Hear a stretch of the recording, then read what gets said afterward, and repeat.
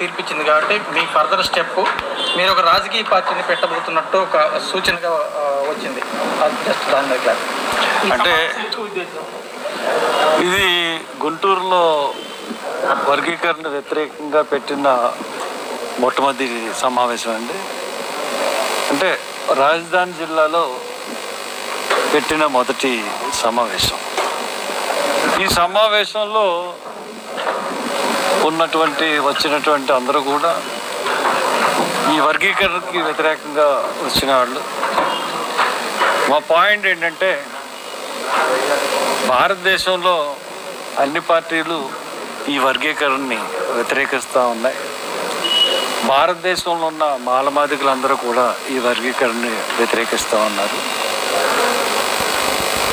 ఆంధ్ర రాష్ట్రం, తెలంగాణ రాష్ట్రం వచ్చేటప్పటికల్లా అన్ని పార్టీలు, మాదిగులు ఈ వర్గీకరణని సపోర్ట్ చేస్తూ ఉన్నారు. భారతదేశంలో మాదిగులు అందరూ వ్యతిరేకిస్తూ ఉన్నారు.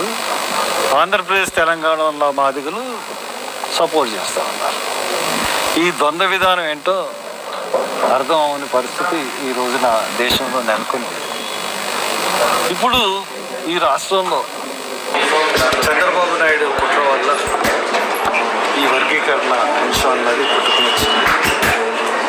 ఈ తెలుగుదేశం ఈ యొక్క మాదిగలను ఓట్ బ్యాంక్ కింద మలుచుకోవాలన్న ఉద్దేశంతో ఎప్పటి నుంచో కుట్రలు చేస్తూ వర్గీకరణ విషయాన్ని పైకి వరకు తీసుకుని వెళ్ళి కుట్ర చేసి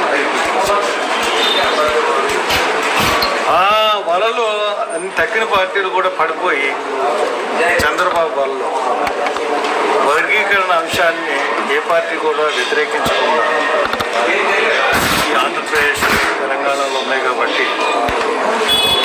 ఖచ్చితంగా వర్గీకరణని వ్యతిరేకించే ఒక పార్టీగా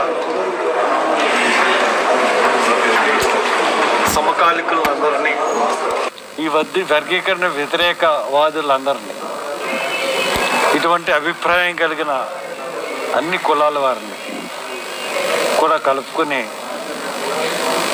మాలల నాయకత్వంలో ఒక పార్టీ ఏర్పడడానికి కూడా మేము సన్నాహాలు చేస్తున్నాం. ఎంతవరకు మేము బోయల్లాగా పల్లకి మోయాలి? అంబేద్కర్ చెప్పిందే రాజ్యాంగం సాధించుకోవడానికే ఈ షెడ్యూల్ కాస్ట్ అన్న ఏర్పడినాయి. మీ ఉద్దేశం రాజ్యాంగం అంటే రాజ్యాధికారం సాధించడమే లక్ష్యమై ఉండాలని చెప్పాడు. ఆ రాజ్యాధికార లక్ష్య సాధనగా మేము ఖచ్చితంగా అడుగులు వేస్తాం. ఆ అడుగులు వేయడంలో అందరినీ కలుపుకొని మేము వెళ్ళే పరిస్థితులు కూడా ఉంటాయి. ఎందువల్లంటే ఈ వర్గీకరణ అంశంలో కూడా కొంతమందిని పార్టీలు ఆడిస్తున్నాయి. ఆ పార్టీలు ఆడించినట్టుగా ఆడే పరిస్థితులు కూడా కొంతమంది నాయకుల ధోరణి ఆ రకంగా కనపడుతుంది. కాబట్టి ముందుగా మేము నా ఆధ్వర్యంలోనే ఖచ్చితంగా మాల ఉద్యోగుల సమావేశం అన్నది త్వరలో నిర్వహించబోతున్నాం. అలాగే ఈ యొక్క నాయకత్వం ఎవరు వహించాలన్న దాని మీద ఒక మీటింగ్ కూడా నేను ఆర్గనైజ్ చేయబోతున్నాను. ఈ యొక్క ఇప్పుడు దాకా వర్గీకరణ గురించి ఎన్నో సంఘాలు పోరాడిని, ఎన్నో మాల మహానాయుళ్ళు పోరాడిని. వాళ్ళందరినీ ఒక తాటి మీదకు తీసుకొచ్చి నా వంతు ప్రయత్నం నేను చేస్తాను ఐకమత్యం గురించి.